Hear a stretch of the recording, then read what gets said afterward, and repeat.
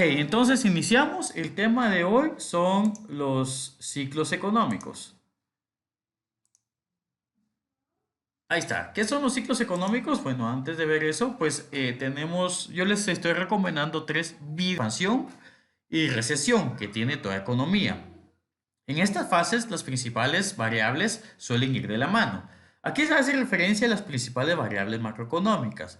Por ejemplo, el gasto de gobierno, puede ser la tasa de desempleo, ¿sí? Puede ser el consumo o la inversión, ¿sí? Entonces, por ejemplo, si sube la producción de un país, suben todas estas variables, ¿no? A excepción de la tasa de desempleo que funciona de manera inversa, ¿no? Más producción, menos desempleo. Así que en las expansiones suele aumentar la producción. A la par de la producción aumentan los precios, el empleo, el consumo, la inversión. Y lo contrario pasa en las recesiones. Entonces, ¿cómo se ve un ciclo económico, no? ¿Y cómo se visualiza? Entonces, miren, para ver un ciclo económico tenemos en el eje vertical la producción y en el eje horizontal el tiempo, ¿sí? Entonces vamos punteando la producción de cada año, ¿sí? Y vamos viendo cómo se comporta en el tiempo. Solo que aquí cuando dice producción, pues lo más habitual es poner la tasa de crecimiento del PIB, ¿sí? Cuando hablo de producción estoy hablando del PIB. Entonces acá en el eje vertical realmente lo que estoy visualizando es la tasa de crecimiento del PIB, que fue la tarea que hicieron cuando fue lo de panorama general de la economía. Creo que en esa tarea lo estimaron, ¿no? Y a partir de esa fórmula, pues cada año vamos viendo la variación del PIB, nada más.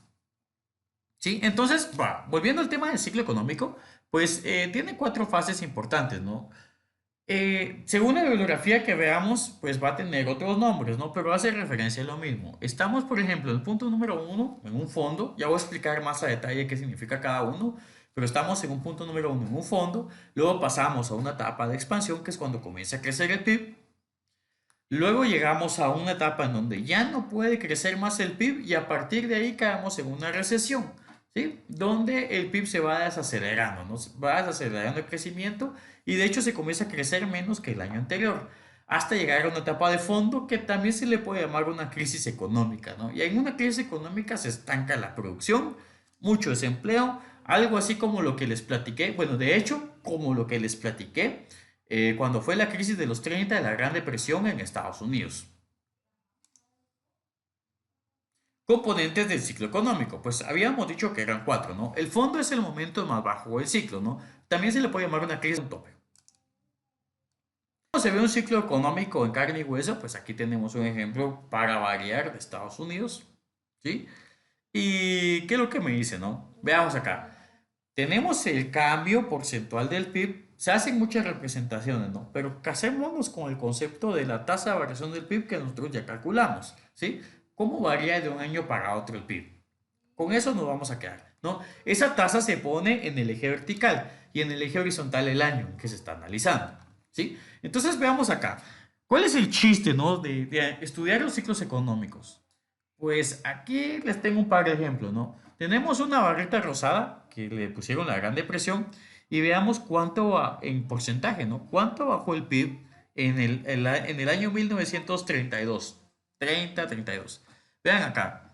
Aquí estaban en el máximo apogeo de la Gran Depresión, ¿sí? Aquí, pues la producción llegó a sus niveles más bajos en la historia de Estados Unidos, ¿sí? Y pues aquí se detuvo la producción, desempleo, comenzó a haber hambre, el gobierno comenzó a hacerse más pequeño porque ya no recaudaba, entonces es una situación bastante caótica, ¿no? Y Guatemala, ¿no? Ya no mucho Estados Unidos, ¿sí? Veamos Guatemala, ¿no? Nuestro caso. Veamos acá, en esta gráfica. Hay dos años importantes que quiero analizar, ¿no? Y nos vamos a enfocar más en las crisis, puesto que pesa más lo malo que lo bueno, ¿no? Entonces veamos enfoquémonos en las crisis. Para el año 1982, Guatemala enfrentó una de las peores crisis, ¿sí? Que tuvo desde su época democrática, digamos. Entonces veamos acá.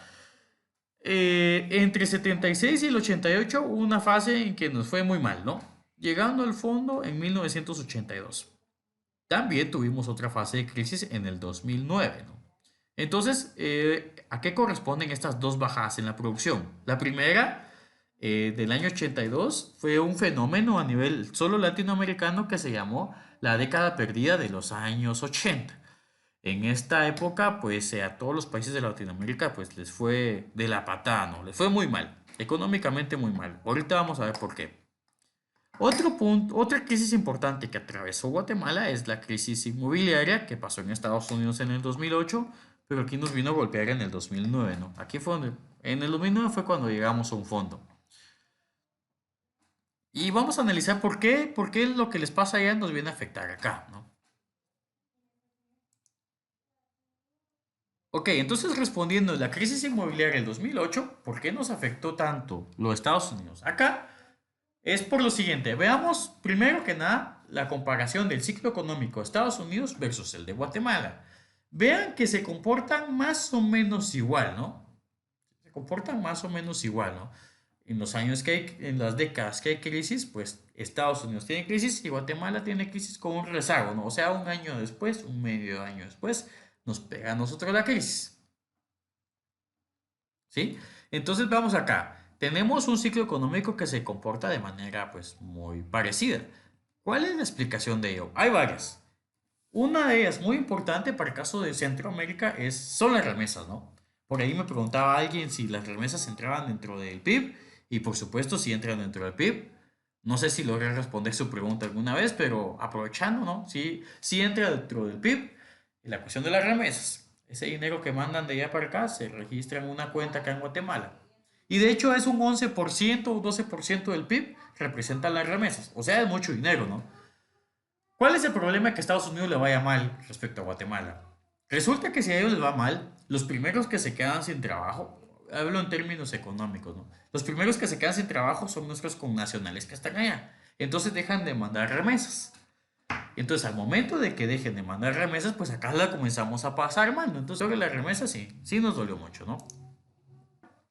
Tres hechos de los ciclos económicos o fluctuaciones económicas. El primero, las fluctuaciones económicas son irregulares e impredecibles.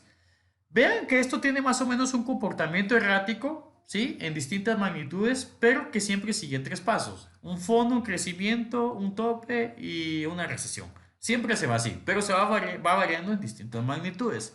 La línea roja punteada que ustedes observan acá es una proyección del Banco de Guatemala. Vean que de esta proyección el comportamiento real del PIB pues va variando de una manera un poco aleatoria, ¿no? E impredecible. Son raros los años en cuando el Banco de Guatemala pues le pega a la producción. ¿Sí? ¿Y por qué no le pega tanto? Bueno, no es que ellos estén haciendo malos cálculos, sino es que es algo impredecible, ¿no?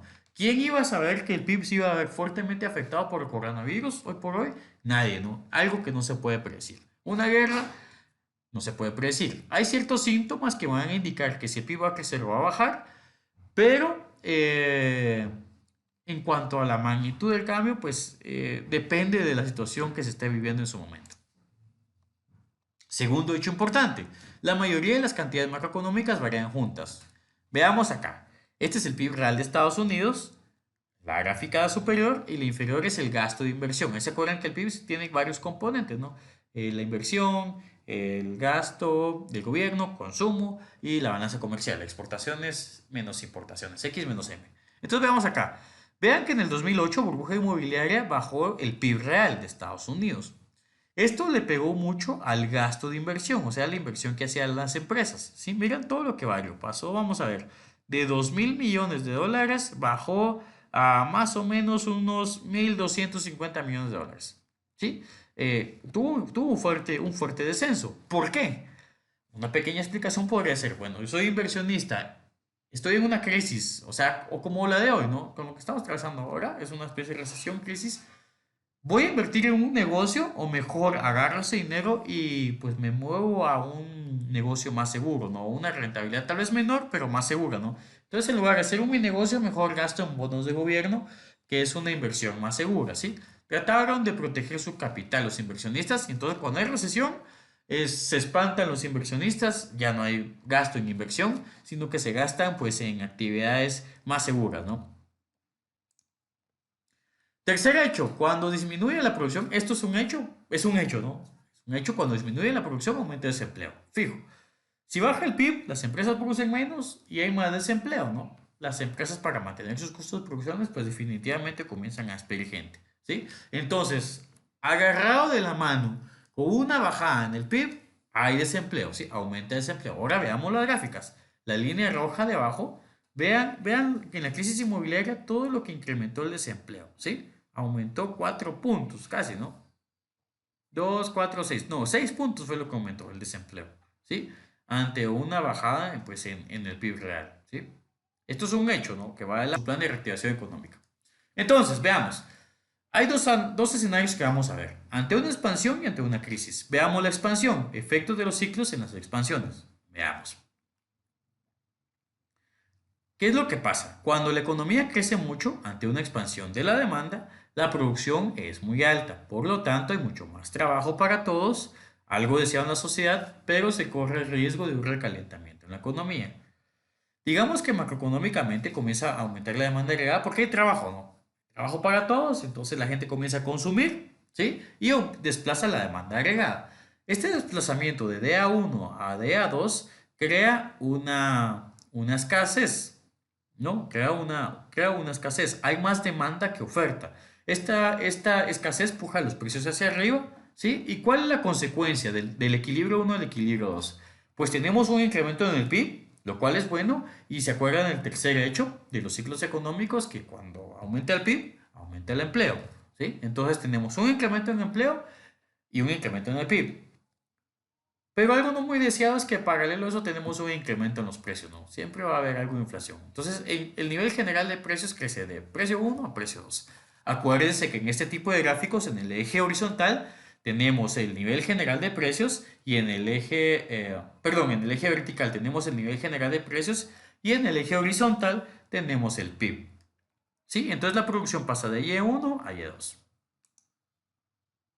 Ahora, los efectos de los ciclos en las recesiones. Vamos a ver, hay dos tipos de recesiones, ¿no? Cuando baja la demanda agregada, cuando hay menos demanda agregada y cuando hay menos oferta agregada. Veamos cuando hay menos demanda agregada. Ante la escasez de demanda, la producción y el empleo bajan. Además, ante las pocas ventas, los precios bajan, lo que podría ser positivo, ¿no? Vamos acá, veamos en la gráfica. Tenemos un desplazamiento en la demanda agregada, ¿sí? Hay una recesión, la gente se queda sin trabajo, consume menos, se desplaza la demanda agregada.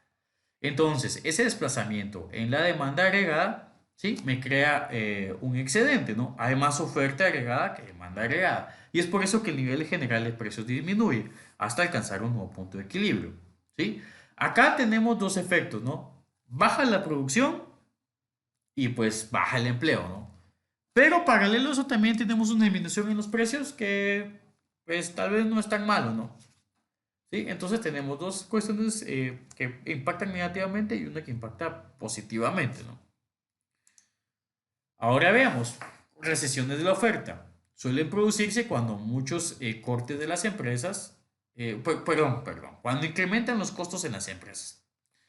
¿Qué significa esto? Digamos, cuando incrementó mucho el precio del petróleo, ¿no? Esto acarreó que los precios de las empresas, los costos de producción incrementaran, ¿no? Y se acuerdan que cuando incrementan los costos de producción en las empresas, pues la oferta y la oferta agregada, pues se desplaza hacia la izquierda, ¿no? Disminuye la oferta. ¿Cuál es el efecto en la disminución de la oferta? Sí, resulta que ante la disminución de la oferta se crea una situación de escasez, más demanda que oferta. ¿Qué pasa con los precios? Pues se empuja el nivel general de precios para arriba. ¿Hasta dónde? Hasta alcanzar un nuevo punto de equilibrio. En conclusión, ¿qué pasa? Disminuye el PIB y amarrado al PIB o de la mano del PIB disminuye el empleo. Pero hay otra cuestión macroeconómica que no es muy ventajosa, ¿no? Paralelo a que baja el PIB y el empleo, suben los precios, ¿no? Entonces tenemos, este sería como un escenario un poco más caótico, ¿no? Entonces, moraleja de la historia, ante una recesión,